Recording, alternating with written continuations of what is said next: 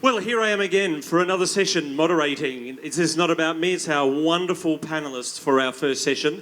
Andrew considers this the post-lunch session to be he said, it's the graveyard shift. And my first job, I worked from 4 a.m. to midday for 4 years. And this is the speaker's equivalent. So thank you for getting up and being interested and lively, because it makes it a lot easier for our speakers.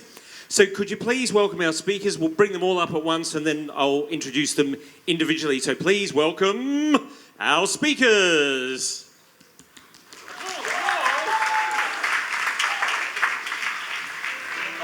No. Keep it going. You've got to keep applauding until they get up the stage. Come on. Thank you.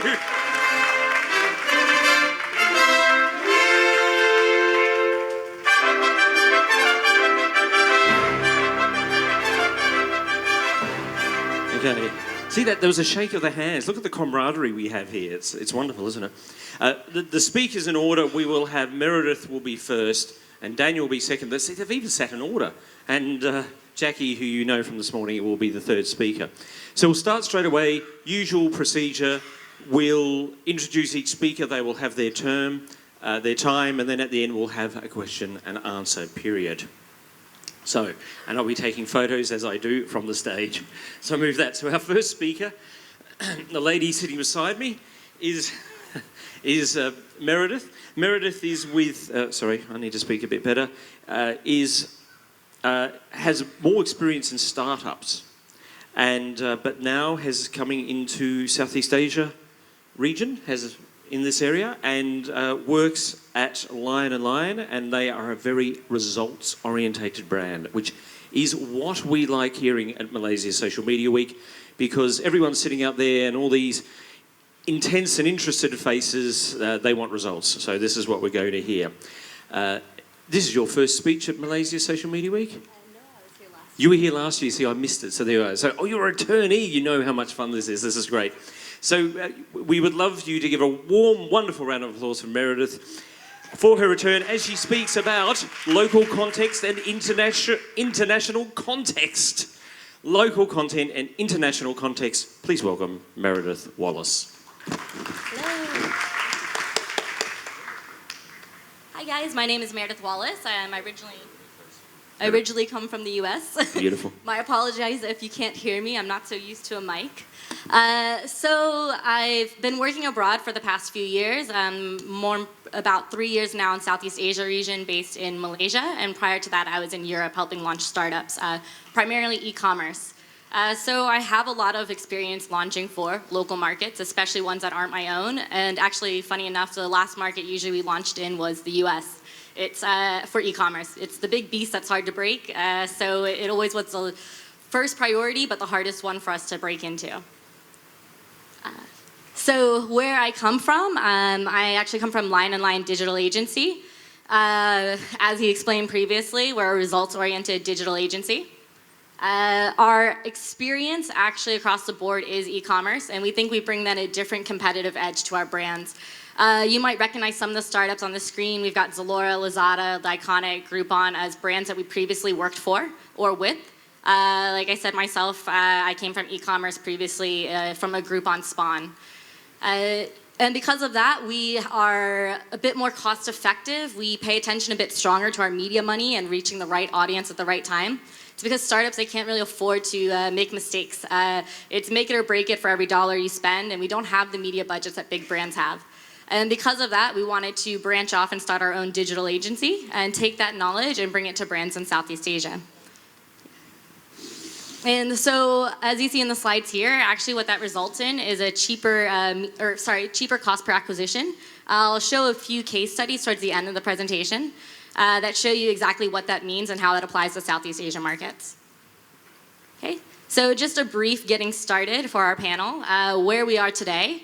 If you see here, this is a pretty typical scenario. We no longer are chatting with each other. We're on our phones. We're looking at our iPads, our notebooks, our television screen. In general, we're connected pretty much at all times during the day. I usually ask people this, a show of hands. How often are we within 3 feet of our phone? Pretty much 24/7, yes. That includes when we're sleeping, how many sleep next to our phones? Pretty much everyone. And you can close your eyes but still raise your hand so we don't let out some secrets. Who takes their phone with them to the bathroom? Pretty much everyone. We are embarrassingly connected all the time. As you can see right here. So where is marketing today? How does that make things different? This is actually a funny translation. I think brands have a very hard time catching up with how global and how connected we are all the time, and they really struggle to create content that reaches us. So this is a Coors commercial, or sorry, a Coors ad. It originally said "Turn It Loose," which was the English version, and for Spanish markets, you go back one. It translated to direct "Turn It Loose," but what that means in Spanish markets is "suffer from diarrhea." And it tells us we cannot just replicate what we have in one market and assume it will work or translate directly. We need to have better local branches and better jurisdiction over the content we produce now for online. Especially because perhaps you have a bad magazine ad, perhaps you have a bad billboard ad. Something on social, it goes viral immediately. Bad translations are meme fodder. Okay? So the truth is, while we may have evolved, marketing hasn't. And local markets are especially underserviced. This is actually a screenshot from a Tumblr, and you might, I'm not sure if it's close enough, but you can see the woman in the photo is pretty much in every stock photo throughout Europe, US, and in Asia. She is, as she says, I am that Asian stock photo girl. She is in millions of ads everywhere. I've seen her insurance ads here. I've seen her on websites. I see her back home. I see her when I'm in Europe.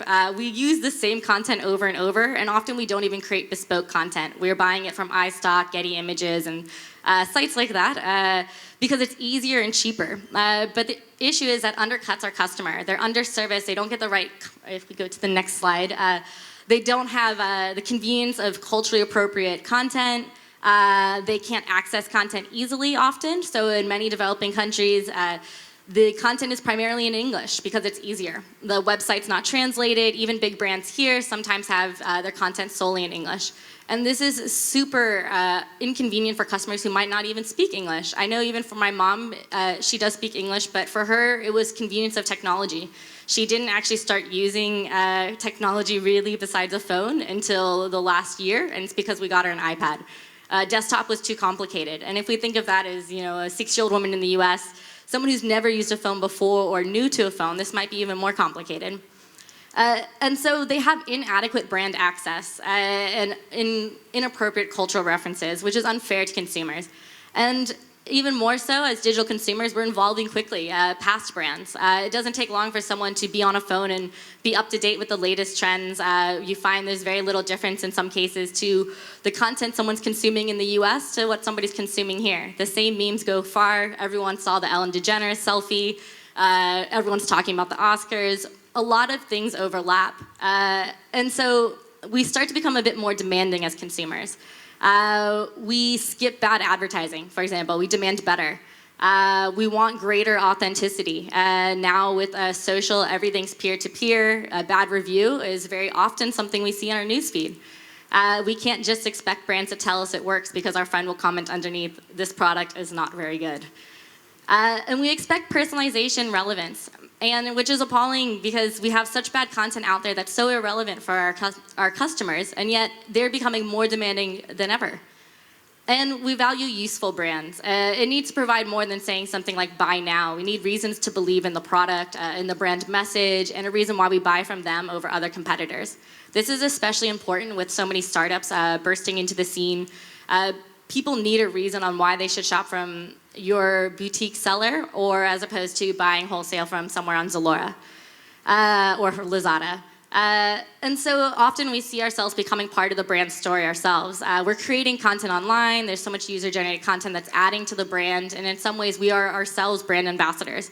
This is even true of employees. We see people share all the time about how great their work is or how bad their work is. We take for granted that now what used to be telling 10 friends something now might be telling 1,000 friends something when we share it on Facebook. And so, last but not least, we ourselves are also impatient. Digital brings an on-demand economy. We order goods when we want it and expect it within days.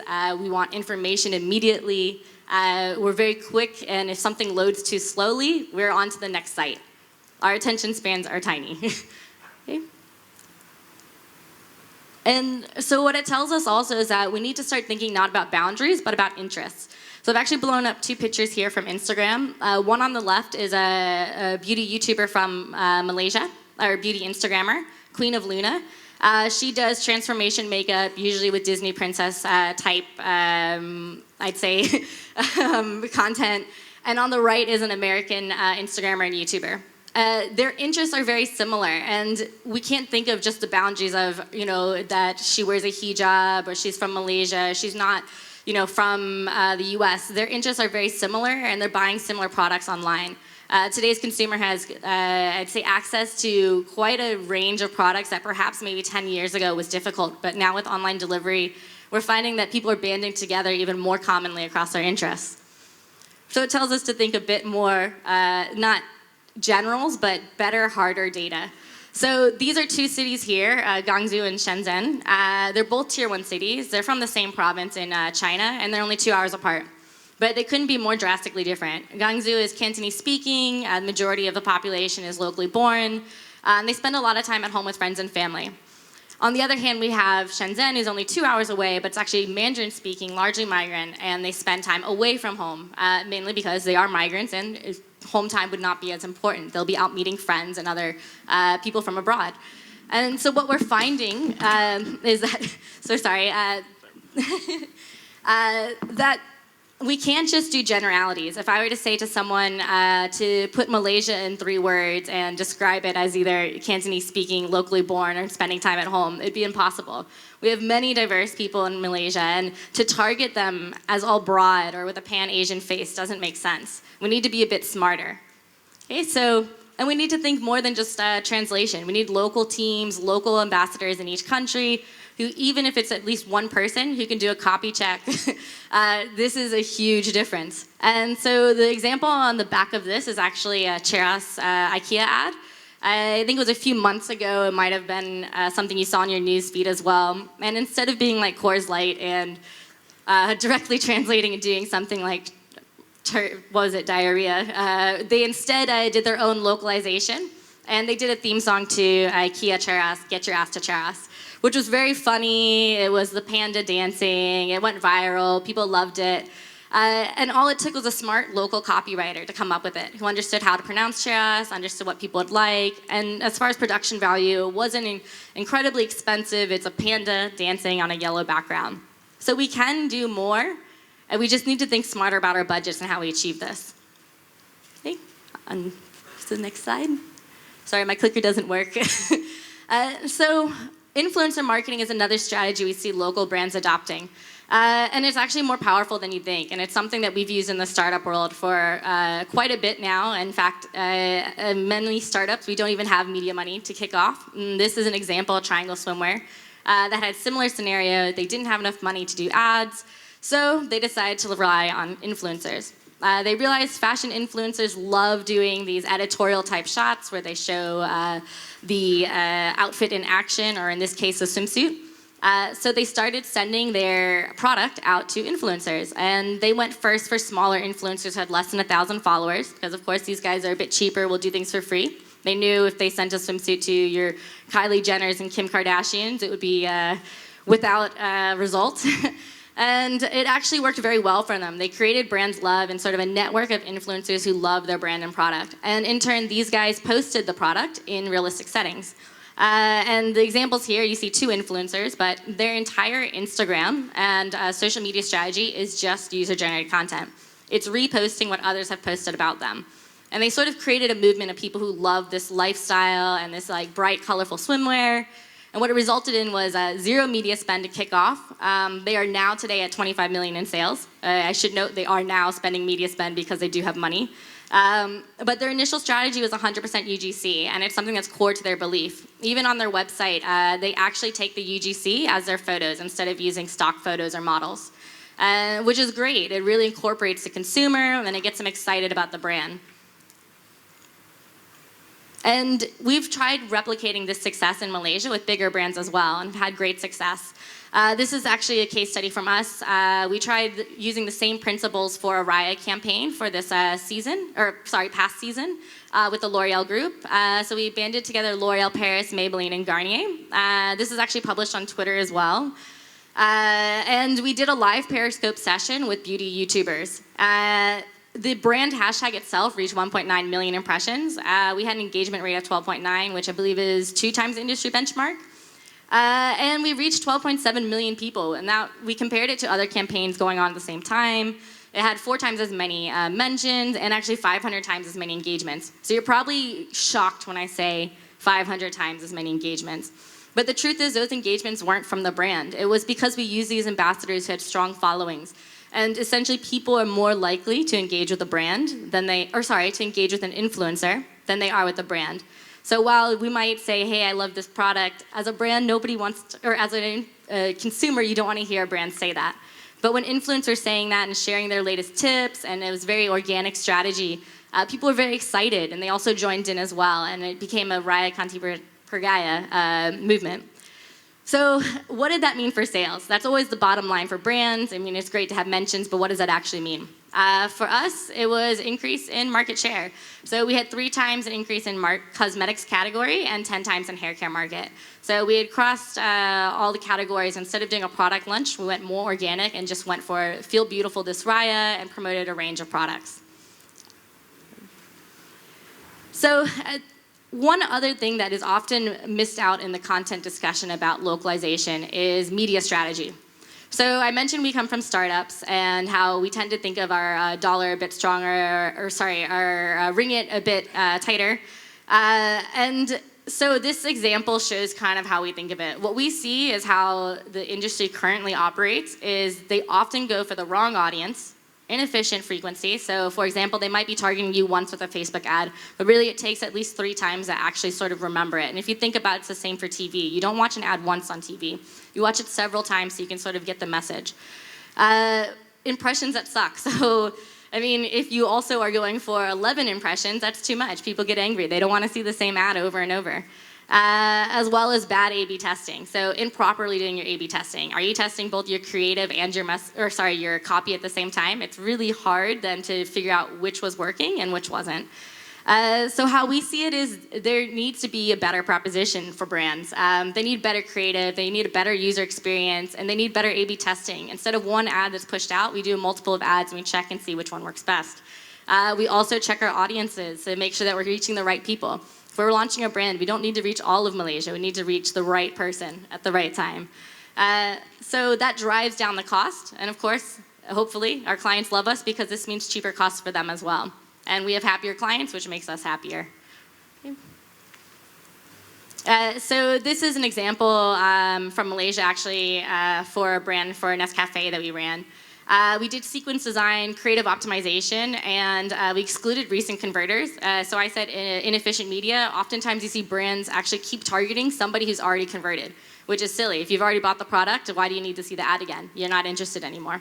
What we found was in 2 months, it was the highest sales, historically low month for them, and an 83% reduction in cost per order.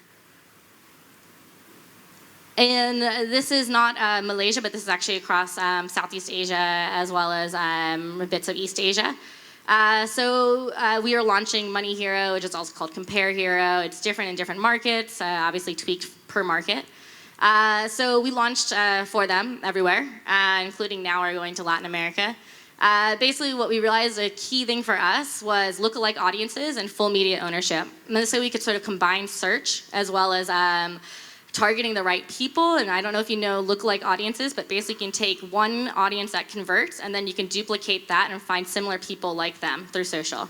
And this is very cost effective because you might be starting off with just a region you want to target, but then you start to understand a bit more who you're targeting, and then you want to squeeze down that to a bit more specific and retarget.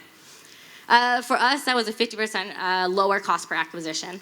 That's all right, we can go on to the next one. So what it tells us is we need to test, learn, and amplify as much as possible. Whether it's media performance like I just showed you, or if it's just a creative strategy. The picture on the right is the Kylie Luke Share Coke campaign. It started off in Australia. It worked incredibly well. They had it here as well. They realized was, when it worked really well, was why don't we do this in other markets? Why is it just Australia? So what brands are starting to do is create shorter feedback loops. You can't have, I'd say, countries acting in isolation. They need to share knowledge and learn what works and share basically their insights and learnings. Sometimes this works, sometimes it doesn't, but in this case, it was incredibly successful and launched in over 70 countries. And so that brings us to new ways of working. Which means we need to start thinking global zone country and sharing those insights across. This is a very difficult transition. For most brands, this is incredibly difficult because that means, one, stronger processes, especially in social, you're trying to do a quicker workflow. I mean, you want to be on that viral tweet, but if you have to go through 3, zones to get approval, it doesn't really make sense. But if you can sort of iron out a procedure, who's in charge of what, who creates a global production. So for example, China, Taiwan, and Hong Kong might have very similar Chinese New Year content, and they can duplicate that, but maybe somewhere else needs to do more localized, like Vietnam, for their version of Chinese New Year. So it tells you you need to basically plan a bit better your budget, and also realize when you can do sort of centralized production and when you can sort of localize it, and when's the right time, whether it's Raya for Malaysia, is that a different message for Indonesia, and how do you centralize that to create content better, quicker, and more local for your market. So actually that's my last slide. I'm trying to go very quickly because we have a lot of content to go over today, but hopefully that's a good segue into our next presenter. Round of applause, thank you. That was great because that raised something, and I probably should leave it to the end, but I can't because I might forget. You talked about the local context and using stock photos. Now, I don't think you should be using stock photos. Now, how many photographers do we have in the room? People consider themselves decent photographers or videographers. Now, there's a chap here, Jeffrey. Oh, hang on, you use Canon, you're not a photographer. No, only joking, no. So who are the photographers in the room? Right, now, if you're a photographer in this room and you put up your hand and there's a few of them working and they're walking around, when you go to a place and you're trying to talk, I'm talking about travel, if you have a connection with a place and you speak to the brand, so you're my brand, and you say, well, this is what I want to create, you know exactly what to get. And you can tell the story they want to tell. A stock photographer does not have that knowledge. So I fully agree that if you get a chance, there are great photographers here in Malaysia, and there's a few of them in this room, and there's a few of the bloggers and that I know, and they are great photographers. Use their services. Seriously, don't get stock photos because it is a much more powerful, a much more impactful way to get your message. See, that's the photography god saying, yes, do it. So I just wanted to amplify what you said there because it's very true. I don't think it's my microphone. I think it's yours. Yeah, I think it could be. Yeah. Is it? Okay, right. Anyway, so that's just a point I wanted to make because I think it's really important that you, use the people directly, get the context, get the story, and get the personal story. And for bloggers, people who write, the photos match their story because it's a digital storytelling and you don't get that from a stock photo. I've seen it done. I've seen articles written by someone and photos from someone else, and it just doesn't quite work as well, does it? So we'll move on to after my pontificating then, we'll move on to the next segment, which is, it's Daniel. Daniel we've got next, that's right, our second speaker. And guess what? I have misplaced your speech title. Oh, it's fallen on the floor. Maybe that was the sound. That large sound was this piece of paper dropping on the floor. I think it was. Daniel is with Yellow Media, and he is part of a group building the largest digital publishing group in Southeast Asia, particularly focusing in Malaysia here and across the border, across that bridge into Singapore. And the title of his speech, and it's a beautiful follow-on from the first message here, is localizing your message. Localizing your message. So give an enormous round of applause from Yellow Media General Manager Daniel Lim. Hi, testing. Yeah, thank you, Shane.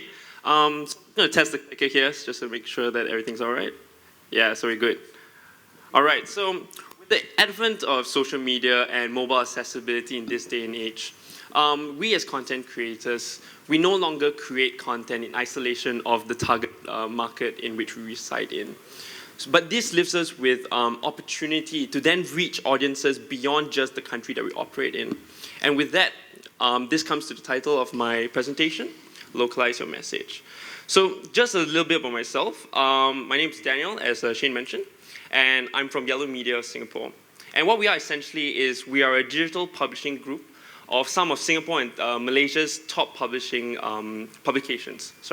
And we reach over 10 million page views a month. And the reason why this topic is something that I hold quite close to my heart is that while we have publishers that specifically cater to just a Singapore audience or just a Malaysia audience, we do have a number that actually cater to more than one country. And a prime example of this is our parenting site called Mum Centre. So we actually have 3 websites, Mum Centre in Philippines, Mum Centre in Singapore, and Mum Centre in Malaysia. And when these 3 sites first started up, they were all producing content on their own in isolation. And then somewhere along the way, thankfully, we realized that we could actually boost the number of content that we're producing a day and weekly if we cross-syndicated content among these countries. And one thing that was quite interesting, it should have come to us in the first place, but with a topic such as parenting or with motherhood, for example, even though these 3 cultures were quite different, they actually share the same concerns, the same issues, the same worries, and as well as the same joys. So the advice and the content that Mum Centre was actually producing in, say, Philippines was actually relatable to our Singapore audience as well and our Malaysia audience and vice versa. However, it's not as simple as just plucking out an article from Philippines and then putting it in Malaysia, or taking an article from Singapore and putting it in Philippines. There's actually quite a lot of work that needs to be done. And so this was what informed our key learnings, which I'll be sharing with you today. So before we start the presentation proper, let's just look at the idea of localization. What does it mean? Well, it's really essentially about adapting to a particular target market beyond your own. This could be in the form of language, it could be in the form of culture, sometimes even legal and political, but there are several requirements that you need to take note of when you start expanding beyond your local market, right? So this concept is actually not new, and it's not just isolated to the media industry alone, let alone the digital and social media industry. It's actually a concept taken from business. So it's actually business strategy that brands, when they want to expand overseas, I'm sure most of you who are brand owners or marketers from big brands, you know this, when you expand overseas, sometimes you need to make specific products that would cater to those appetites there. You can't just take all your products and then put it into another country and expect it to work. So it's actually a concept that we take from business. One brand that it's one of my favorite brands, right? It's McDonald's. I have it almost every day. And so they are one of the few brands that's actually quite good at localizing their products. Say, for example, do any of you know where the Kiwi burger is from? Exactly, it's from New Zealand, right? So that was an easy one, just letting you guys off a little bit first. The El McPollo, for example. In Mexico, yes, and some South American countries, what actually just means is the McChicken, but it's more than just a translation. There's actually, the flavors in the El McPollo is quite different from McChickens in other countries. There are different spices that cater to South American palates. In France, for example, I'm not going to try and pronounce that because I can't, but that's actually like a goat wrap. Does anyone know where the Mac Samurai is from? That was a trick one, that's actually from Thailand. So, got you there. The classic Angus, for example, is from Australia because they really care about meat there as a beef producing country. Beef is really important, so they use the Angus strain. And of course, I just had this for breakfast. It's one of my favorites. Bobo ayam, McD. So yeah, so as you can see, McDonald's, they cater to various palates across different countries. So why localization? Well, as I mentioned, it's to appeal to local appetites and to local taste buds. The second point is that you don't want to alienate your target audience or your target market. There's nothing worse than turning off your audience, and I'm sure most of you know this. You only have one chance to make a first impression. If you turn them off, it's hard to get them back after that. But the third point is also really, really important. You don't want to risk offending any culture. And I'll get through this a little bit more later on my slides, but it's really important that While some things are a little bit more acceptable in some countries, you have to bear in mind that they're not in others. And this holds true for localizing content as well in the digital media space. So localizing content, we came from the business strategy side of things, now we're coming back to localizing content. Why does localization in content matter? Well, if we strip away all the technical side of creating content, right? We take away the trying to get the Facebook algorithm to trying to hack that, trying to get the age rank, SEO, A/B testing, and we look at the content itself in isolation. What makes content fly? It's really two words: relevance or relatability. Your content has to be either one of these two things at its very core. Do note, it doesn't mean that your content will go viral just because it's either one of these two things. But if it's not, chances are it's not going to fly. So relevant and relatable. These two words are often interchangeable, but let me just show you how they're different, right? So being relevant is about appealing to the wider community. It's more on a macro level, right?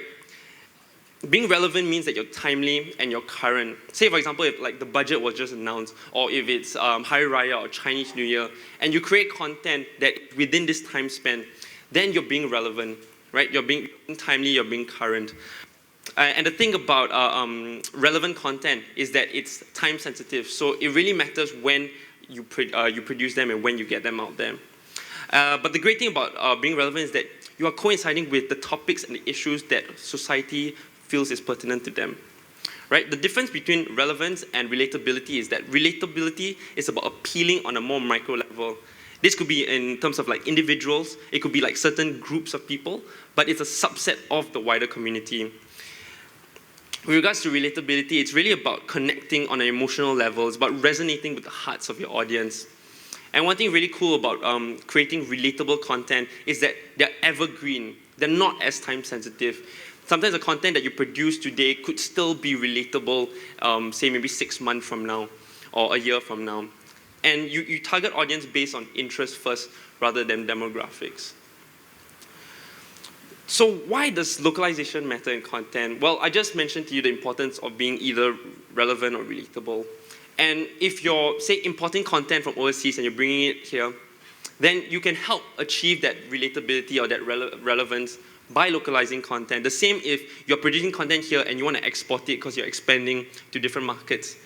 You can do that as well by localizing content. So here are just some of the variables that you should take note of. Do note, there's obviously more than this, but these are just some of the ones that I'll be covering. So the first is language. While it seems that the internet, everywhere we go on websites, they all tend to be English. It feels like it's 99% English, but truth be told, actually the world's population, only 25.9% of it speak it. So we have to bear in mind that not all countries speak English. If we want to create content for, say, Indonesia or Thailand or even China, for example, the vast majority of these markets don't actually speak the language, or it's not their first preference. So you have to bear this in mind. But while translation is important, and I think Meredith touched upon this, it's not enough to just translate content. If not, you're going to get like a course example with the diarrhea. And I have an example of my own as well. So in KFC in 1987, when they moved to China, their slogan, finger licking good, was mistranslated to eat your fingers off. So you got to bear this in mind. Translation is important. It's not enough. Another aspect that we should always think to consider is culture. So some cultures, as I mentioned, are more open to certain topics than others. So it's important to try and adapt to their cultural needs. Another way to adapt to the cultural needs could be in the form of images, right? So say, for example, you're importing a content that came from, say, Europe, and it was about how 7 places you should bring your date on Valentine's Day, for example. So, you could go to a bridge, you could go to a really nice, tower, but if the pictures are like London Bridge and Eiffel Tower, it's not really going to work. So you really got to use images are actually a great way to create context and to make an article a little bit more relatable. But as with language, it's not enough to just do that. So these are just some variables that we can play around with. Another subset of culture is actually social taboos. So as I mentioned, earlier about the reason why localization happens, it's important not to offend any culture. So do your research. It's very important to do your homework and to understand if there's any certain faux pas or any certain social taboos in those industries, in those markets. Like I mentioned, certain practices in maybe the West, which is a little bit more liberal, might not really work in Asia, which is a little bit more conservative. So bear this in mind. But beyond the content itself and what is in the content, it's also important to know where you should place those content. Because if you're gonna take all that effort to translate, and then you're gonna take all the effort to put in like a cultural adaptation, and then you're gonna put it on a platform that no one really uses in that market, all that effort goes to waste. So beyond the content itself, it's really important to look at the social media consumption habits in those countries. Another aspect is as well as mediums. So sometimes videos tend to do better in other countries compared to some others. So just an example, we'll just compare the social media consumption habits in Singapore as well as in Malaysia. So in Malaysia, no guesses here, no surprises here. WhatsApp and Facebook are more or less king. And if we look at Twitter and Instagram, Twitter is still very, very popular in Malaysia. While Instagram is growing, it's still lagging behind Twitter in Malaysia. However, if you look at Singapore, Instagram is actually the 4th most used social media platform in the country. If you take away the instant messaging sites of WhatsApp and Facebook Messenger, it's actually the 2nd most used social media platform in the country. So just because you feel that, okay, Twitter in Malaysia works better than Instagram, no budget, you're just going to use Twitter. And then, because it works in Malaysia, it's going to work in Singapore as well. It may not necessarily be the case. These are just 2 examples of 2 neighboring countries. So if you're going to move to other countries that are further away, bear in mind that the social media consumption habits in these countries differ. So back to my point as well, different mediums, different platforms, different popularities. So how do we engage audiences? The first is to acknowledge that the global media landscape has evolved. It's not evolving, it's not changing, it has evolved. The change has come. And how has this happened? The first is that the mass audience is shrinking. Millennials nowadays, we no longer wait for the 9 o'clock news or we wait for the morning paper to arrive. Media consumers now get their media, they consume the media on demand wherever they want it, whenever they want it. And so power is shifting to the consumers. Another thing that we're experiencing as well is called the unbundling of content.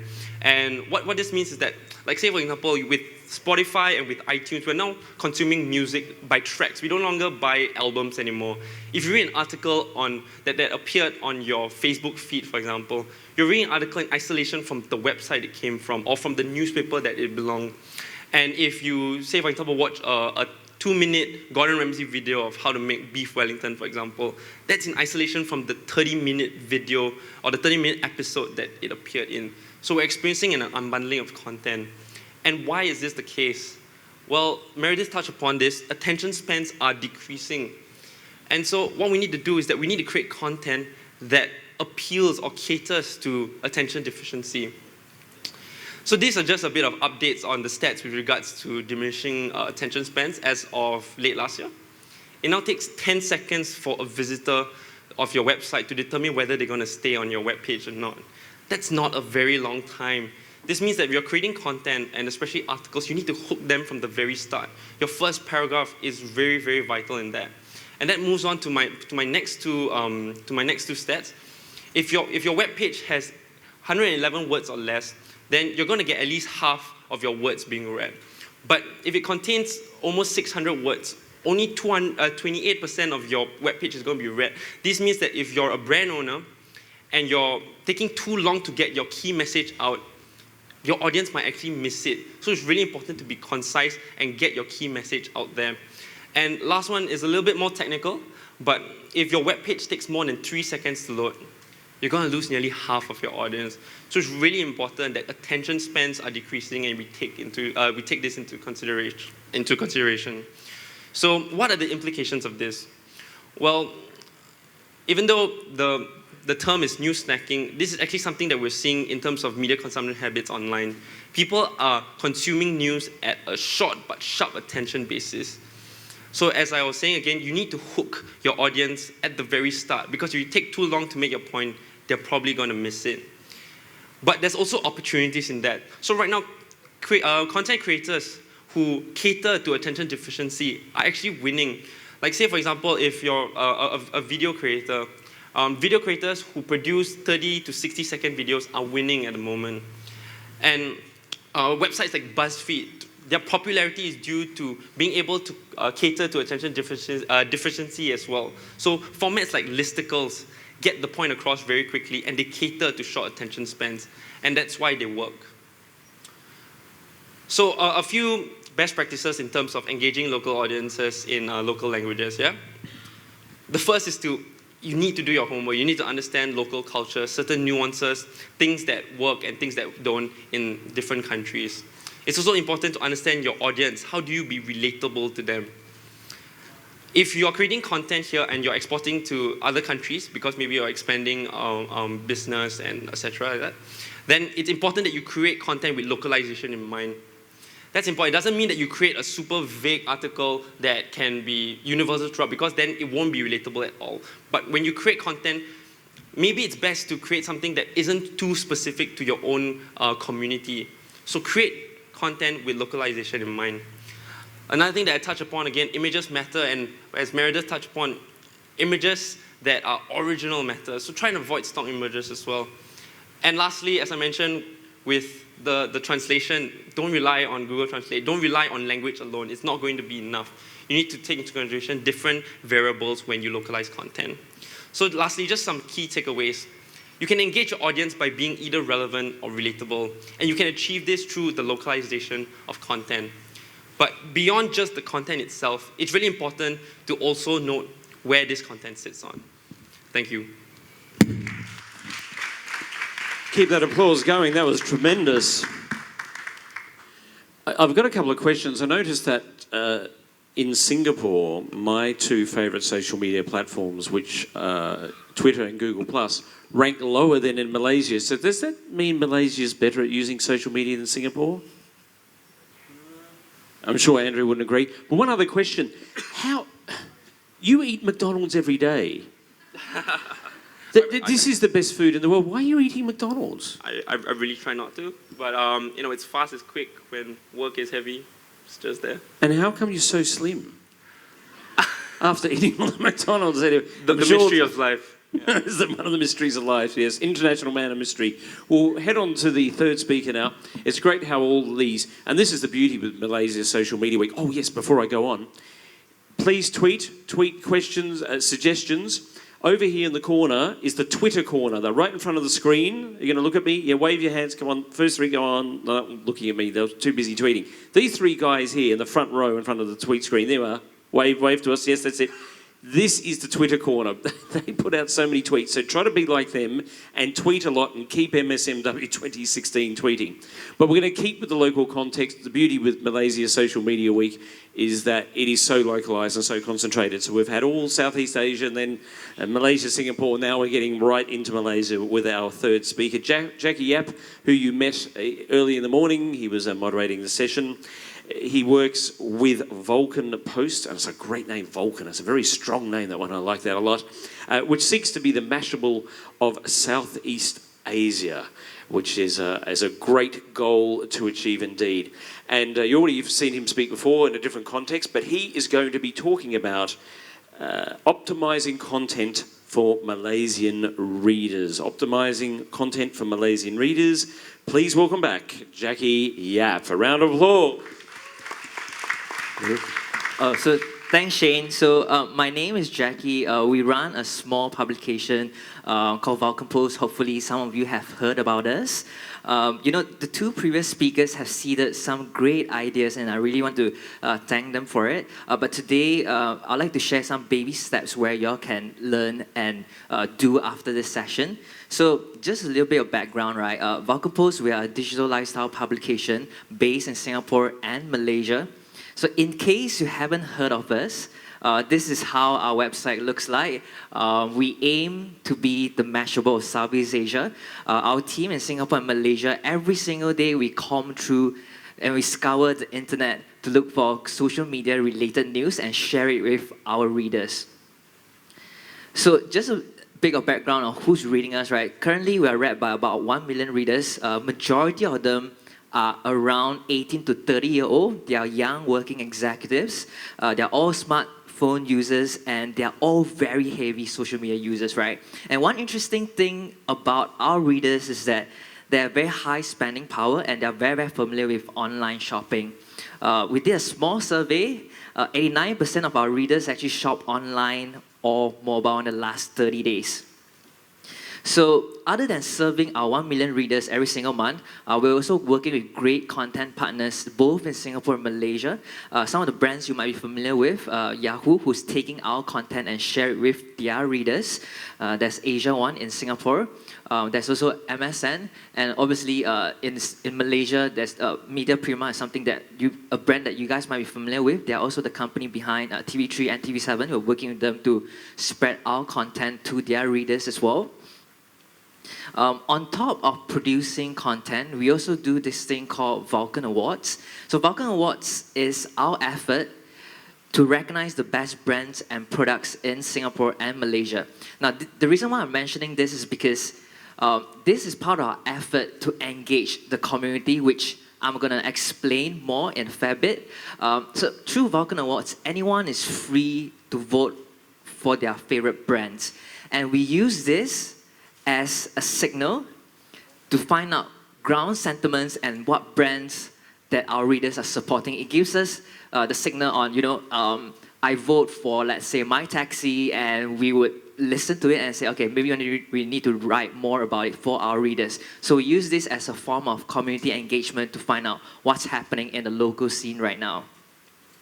So my talk today is really about how do I optimize content for Malaysia readers. We're based in Singapore, so we expanded to Malaysia about a year ago.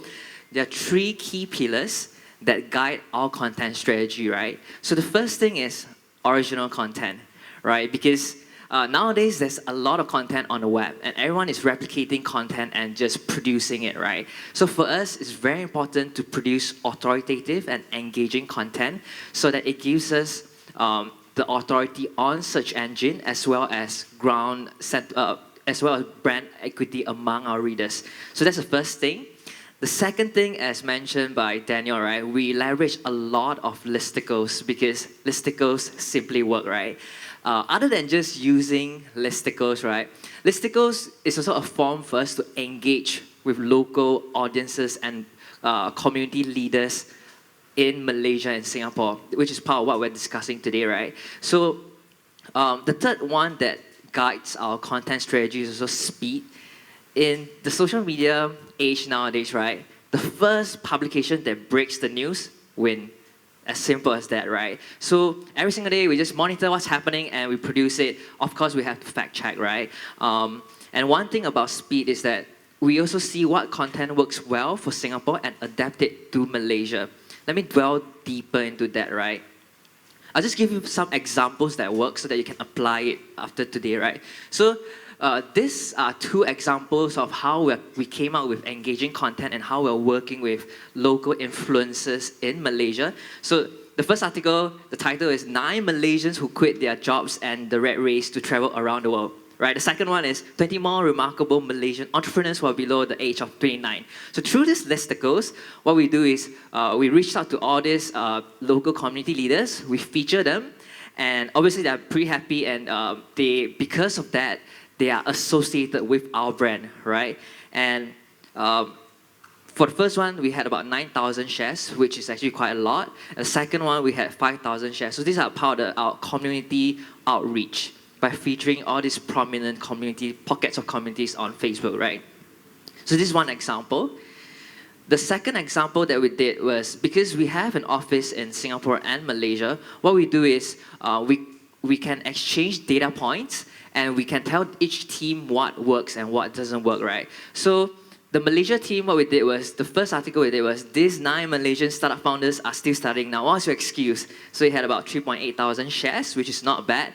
And we did the same thing for Singapore, right? And it works as well. So for the Singapore one, we had about 2.9 thousand shares, which is not bad as well, considering that Singapore is smaller than Malaysia. So these are just some of the examples that we're using to localize our content to different market, right? And because of that, I think last year has been pretty well for us. We grew about we doubled our metric across the board. Our page views, unique readers doubled last year, and this year we're projected to grow about 150 to 200% as well. But tell me, everything about what I say so far, right, it's about VolCompose, right? So what, as delegate today, can you all apply today, right? So I'd like to share with you this tool that we are using, which is very, very effective. So internally at VolCompose, we're using this tool called Parrot. So Parrot indexes all the articles written by major publications in Singapore and Malaysia, and they are sorted by virality. So basically, Parrot gives me and our team a sense of what people are talking about on social media. Let's dwell deeper onto how we're looking at news that's happening on social media, right? So this is how Parrot looks like. What I did here was I key in and I tell Parrot to show me what's the trending articles that's happening on social media right now, and it returns me all the different articles, and it's ranked by the highest virality right now. So the first one would be by Sage.com, for example. And because of that, we know that it's trending. And we tell the team, hey guys, this is trending right now. Please be part of the conversation. And obviously, we produce the same content, or we adapt it to the different market, and we push it out. And obviously, it'll do well because it is an active conversation on social media right now. Another thing that Parrot allows us to do, right, is I can ask Parrot, hey, Parrot, which article on VolCompose is doing well? And it'll return me all the different articles, and it's sorted by virality as well. So, according to Parrot, the most viral article this month, in the last 6 months, I think this is the time frame that's for 6 months, this article, 7 breathtaking Malaysian road trips for all thrifty travelers, has about 11,000 Facebook shares. So as a team, what we do is we can say, okay, look, this worked well. We can localize it and adapt it for Singapore. And obviously, it will strike a chord as well because this trending article did well for Malaysia as well. So these are some of the tools that we're using. And obviously, it gives us a topic sense of traction as well. We use Parrot to determine whether we want to join into the conversation or not.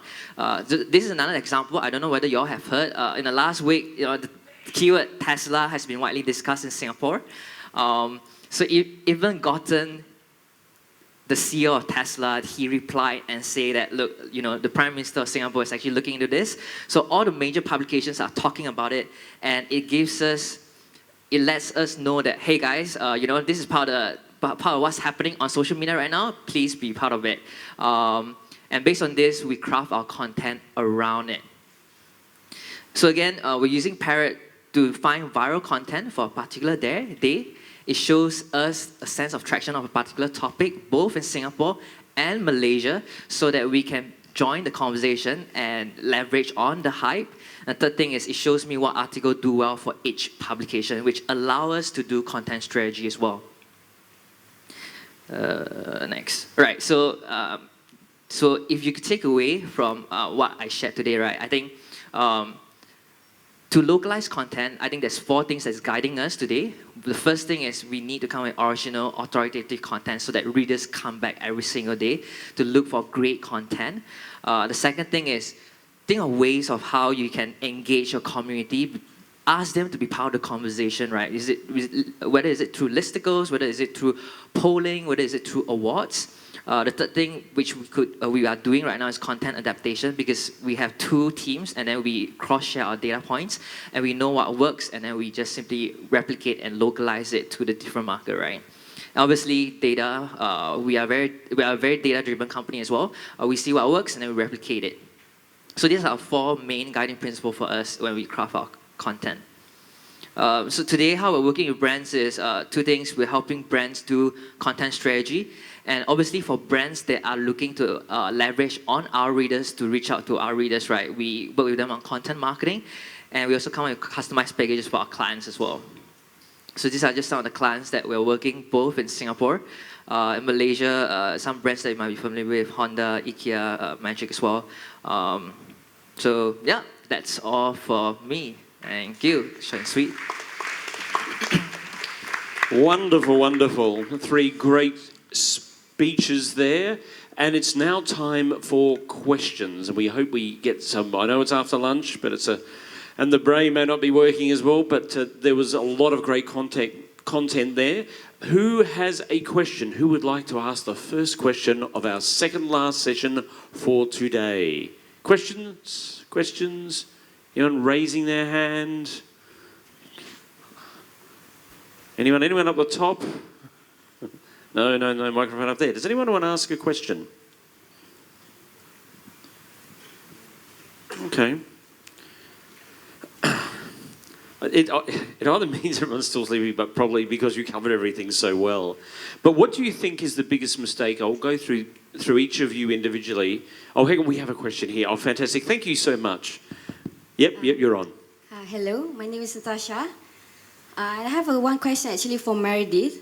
What is your number one advice for brands that are trying to build their online presence? And what are the number one factor that they should tap into in order to grow their online presence locally?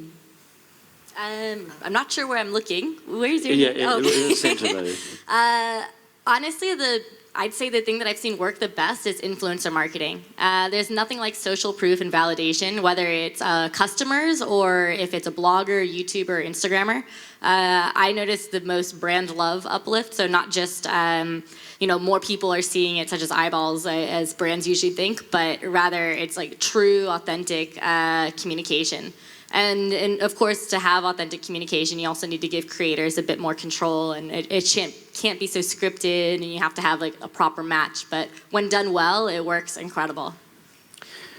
The other gentleman, do you want to add to that? What's your best advice for? You want to add something to that? Yeah, I have to agree with Meredith. I think influencer marketing is really one strategy that you can really take to boost your online presence. I think social proofing was definitely a point of that. But I would also say that there are some other strategies that we could also take. So another could be content marketing, for example. So brands, we see more brands nowadays in America and in the West, slowly in Asia as well, who are building their own content portals. So they're not just relying on publishers. Yes, they do as well, but they create their own websites that create useful content, not just branded ones, but genuinely useful content that meets the needs of their target audience as well. I think that covered everything. That was a great question. Thank you so much. Any other questions? Okay, I'm going to do the question I was about to ask, which is for each of you, which do you think is the biggest mistake that people make? Because there's a lot of content there, but what is the one that you could say, well, this is the thing not to do? And Jackie will start at the other end, right. And then we'll move down towards Meredith. So the biggest mistake that people make that they should avoid in terms of when dealing in local content. Right, so I guess content play, a lot of companies know the importance of it, and they started to allocate a lot of resources to it. But the thing is, a lot of companies want instant result, right? Like I spend X amount of dollars, I want to see the result straight away. Content play is a long game, right? So when we started Vulcan, right, the first few months there was just no traffic at all, and it's completely normal. I'm pretty sure a lot of different publications would attest to this. So if you really want to really focus on building your content online or even a social media presence, it's not like a short-term play, right? You need to at least commit, minimum 6 to 12 months and have a good plan and strategy in place, as opposed to, let's just try it and 2 months later, this doesn't work out and let's try something else. No, it doesn't work that way, because attention online is so hard to come by right now. You just have to stick with it and trust that it will come, because it will definitely come. I think for me, the biggest mistake is if brands are doing it just for the sake of doing it, or just because their competitors are doing it without really understanding what the objectives are. So it's really important that when you embark on any strategy, especially more so with social media, is that understand what the objectives are, what are the KPIs, what are you trying to achieve, and I hope that's that what you're trying to achieve in social media or online presence actually helps your business objectives as well. So don't just localize content just because you see your competitors moving into another country and then, oh, okay, they're creating other content, let's do the same. So really, really nail down what the objectives are and don't do it half-heartedly.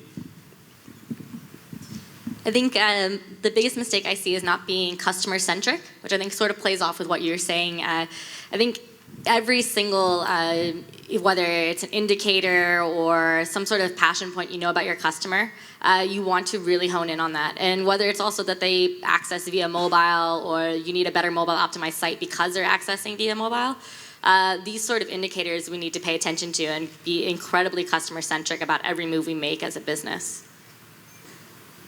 Very good points. It reflects, the statements there reflected what Andrew Chow, who was sitting in the front row, said yesterday about the difference between influencers and brand ambassadors. And influencers get you there quickly, but and brand ambassadors get you further. And it's so true. I know that in dealing with a lot of people, and social media is a series of 4 steps. It's a series of small steps. It's hard to get a big step on social media, and people always talk about viral, and we heard this yesterday, but what is viral? What does it mean to you? And it is, and even though I get very large numbers now on social media, it took a lot of small steps to get those large numbers, and that's just the way. It is just persistence. It's just working with people such as the people here on the stage in terms of building that long-term relationship and working to that long-term goal. It's a long-term goal, people. It's not a short-term goal, long-term goal. Do we have any other questions? Questions at the back now? 2 questions at the back. This is great. So we'll toss a coin. Oh, there are. We have a winner. Hi, my name is Lotfi. I just want to check and ask, Meredith, you've worked with local brands, Malaysian brands before. Multinational company that has opened stores in Malaysia. How do you balance between targeting the mass market, who are mainly more Malay, they're more inclined towards the national language, as compared to those that are more highbrows with the higher spending power and that kind of thing? How do you balance this localization? That's a really great question, and we get asked that a lot at our company. I think this is where media efficiency really comes into play, because you can have a general message and say in TV or magazines, you would go for perhaps a more general look, or it wouldn't be so specific because you didn't have that capability. But now with digital, you can have multiple ads running at once. And so for Raya, for example, we only targeted Bahasa speakers. We also targeted certain regions in Malaysia. We also noticed if the ads converted better in Bahasa or English. And instead of using that for the entire strategy, it just meant, okay, these guys we know historically perform, or this group performs better with Bahasa, this group prefers English. And now when we retarget them, for later campaigns, whether it's for a new cosmetics launch, we already know that these guys speak Bahasa and prefer that. And so it makes it a bit easier when you start to build up that knowledge and understand who to target and with what message. Because nobody wants the wrong ad at the wrong time. I mean, I've gotten ads in Bahasa while living here, and I think what a waste of money that they're targeting me. And same for Chinese New Year. I had ads in Chinese that were very baffling to me why I was even being targeted just because I live in Malaysia. So I think really there you see media efficiency as well as better creatives that can be divided for different audiences. Okay, just wait for the mic. How do you balance that in, say, Facebook posting? How do you divide your postings, whether it should be in Malay or English, for instance? So we test. In the beginning, we'll go broad, and then we start to understand which creative is working through A/B testing. So it might be that first we do an English message and just slightly different creative, and we'll do different ad sets. So we might have 6 different ad sets at once. And then once you historically build that knowledge, then you know who to target each time. So it takes time. It's, as the guy said, it's not a one-time thing, which is also makes it harder because sometimes we do things on a campaign basis, but you want to build up that historical knowledge so that you aren't wasting your money the next campaign. Right, thanks. Do the gentlemen wish to add to that, or you're happy with that answer? I know you're busy tweeting away, I'm sure. It's interesting, we have another question there, but just quickly, I know that because I do a lot of work in Dubai, the PR agencies always send me 2 media releases, and one's in English And then about 5 seconds later, the Arabic email and press release arrives. So, there's different ways. So, but yeah, it would be good if they knew I didn't speak Arabic. We had another question at the back there. Yep, please. We would, and that was all these questions have been very, very good. It's really great you're paying such attention and have such thoughtful questions. And another one's coming here. Thank you. Testing. Okay. You're Yeah, I welcome. have a question for Daniel and Jackie. So my name is Kayla. Sorry. Excellent content, you guys. By the way. So let's say I have a new product launch to rave about in my articles, right? So in keeping with the brand's personality, that is most important now. How do I make my content interesting or engaging without making the article too hard sell? I mean, keep in mind that the product launch is actually, we don't have any influencers or ambassadors involved. Yeah, thank you guys. Jackie, you want to start or shall I? I think, especially when we work with brands, with our network of publishers, there are two essential groups of types of content that they can work with when we work with them. So, the first is what we call branded content, and it's really an article that heavily involves like brand messaging, and oftentimes we see that while this can work at a certain level, sometimes it has to be done in a way that's very tasteful, and it makes sure that it doesn't turn off your consumers. Because what we see now is that there is a phenomenon happening where people are avoiding ads. They are able to sense whether something is an ad, and they tend to be a little bit more avoiding towards that.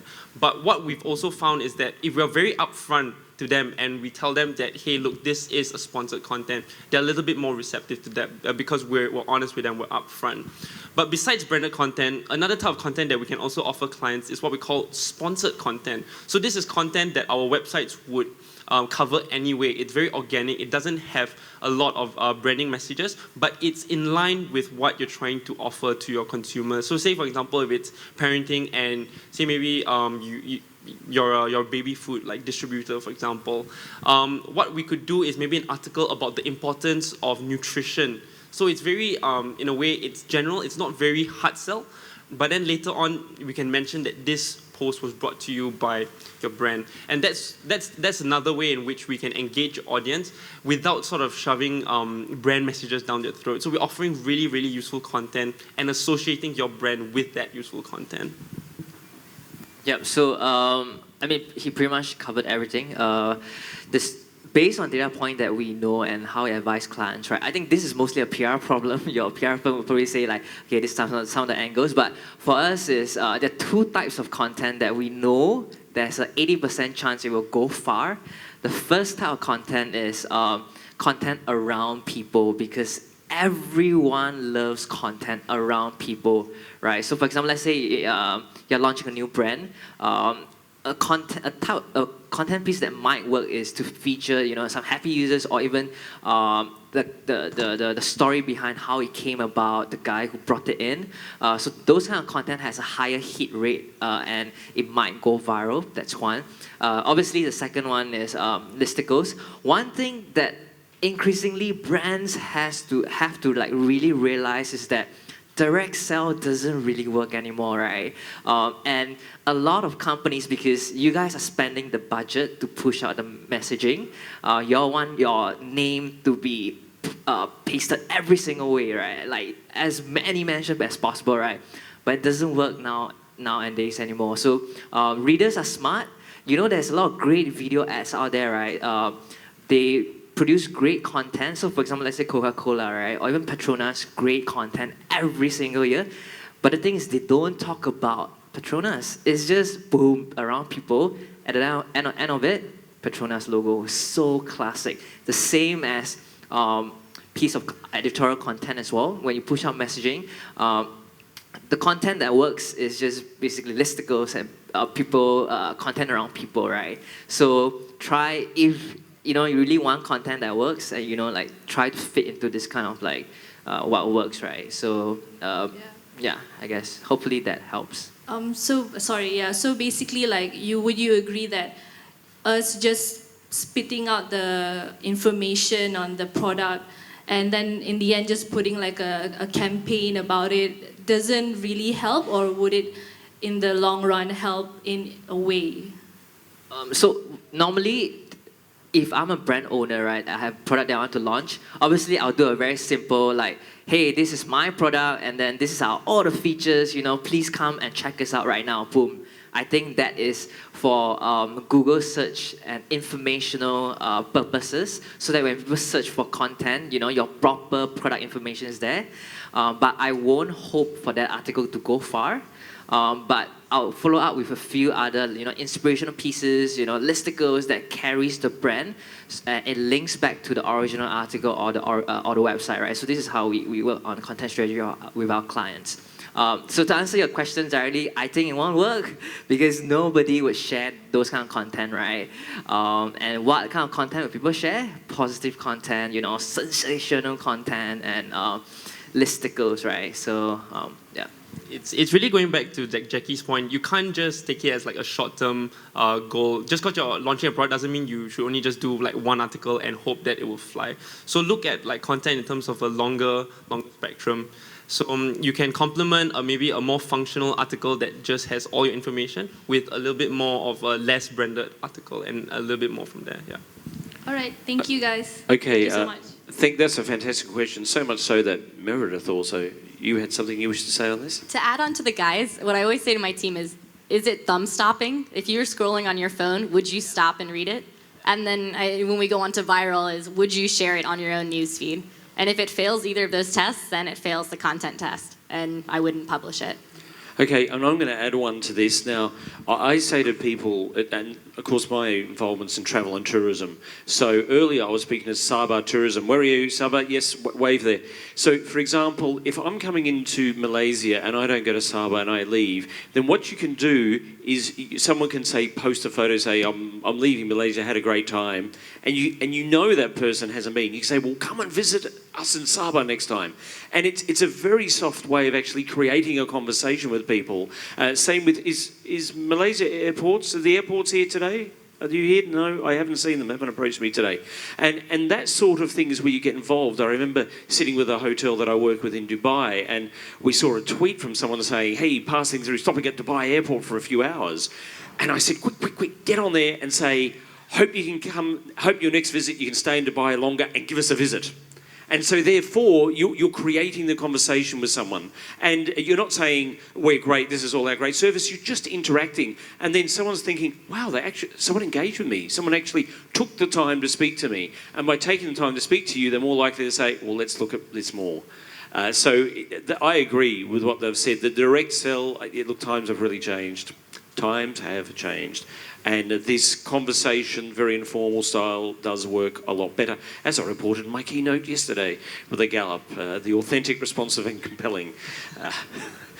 So it works in well. I think I might take one final question because I want to wrap this up. Any questions? Final question? Final question from the floor. No? Okay. Then I am going to wind this session up, I would say. Yep, I'm not going to kind of force it and keep all here if we don't have questions. But this has been a tremendous... I've been very, very blessed and very honoured in all the times I've hosted, been a moderator in Malaysia Social Media Week. I've always had fantastic panels. And here is another example. So please thank Meredith, Daniel and Jackie. A huge round of applause for a fantastic session.